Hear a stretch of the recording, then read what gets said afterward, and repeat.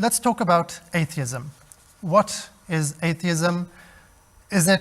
What exactly do they believe? Is it a set of beliefs or is it just a way of life? So if I could ask you to.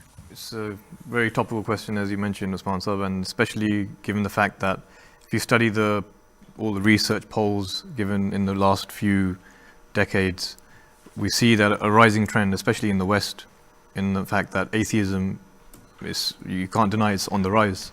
Whether people are leaving organized religion or they just don't believe in God, or they just don't ascribe to anything. So that in itself is on the rise.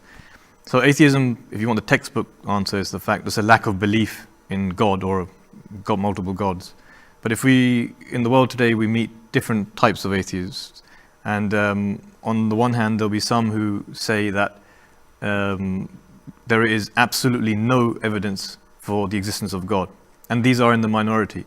Then there are some atheists who say that there is no evidence, or we don't see any evidence for the existence of God, and therefore we don't see the reason to believe in God.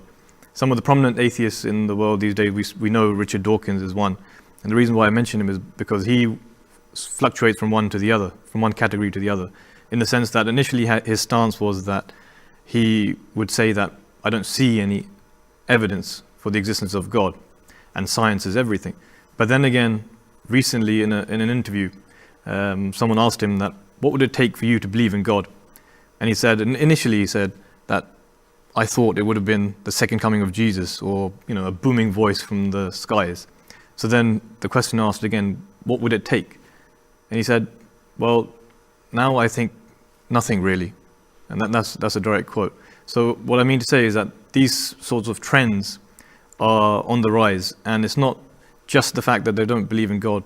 In fact, they're opposed to organized religion as well, and they've made that their manifesto to attack organized religion. And of course, in this day and age, as we know, that Islam, on the other hand, is on the rise, and Islam, people ascribing to Islam is increasing. So, as you can say, the two heavyweights in this division are up there in the sense of Islam and atheism.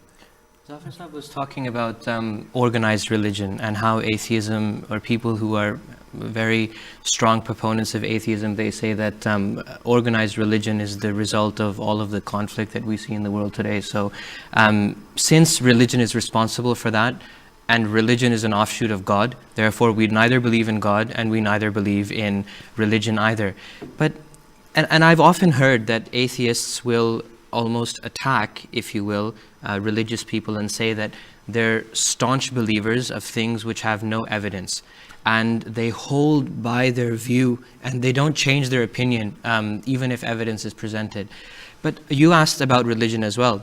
The thing is, atheism, although it's not called a religion, but it's no different. If atheists raise the objection against people who believe in God, that they are rigid and they hold to their views, and that is a sign of organized religion, well then a religious person can say the same thing about people who are atheists. And you just gave the example of Richard Dawkins, where they've already decided that they're not going to change their mind, and it's probably going to take someone coming down physically and revealing themselves for them to believe. But God doesn't walk down to earth in the form of a person and walk around and introduce himself to people. There's other ways that we learn about God. So if we're just going to talk about, religion is merely a way of life. It's a path, it's a course that someone takes in life. And that can be one of belief and it can be one of unbelief.